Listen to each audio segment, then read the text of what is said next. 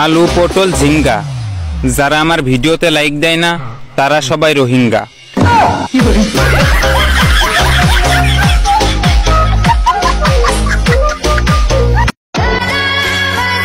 শখের বয়সে টাকার অভাব, সাধ্য থাকলে নিজেকে বিক্রি করে তোমাকে কিনতাম। সাধ্য নাই বলে চলে যাচ্ছি দূর প্রবাসে। ইনশাল্লাহ তোমাকে চাইতে না কিনতে আসবো।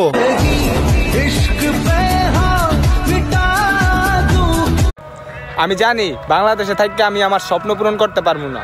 আর আমার স্বপ্ন পূরণ করতে যদি আমার প্রবাস নামক জেলখানায় যাইতে হয় তাহলে আমি প্রবাস নামক জেলখানায় যাবো। তাও আমার স্বপ্ন পূরণ করতে হইব।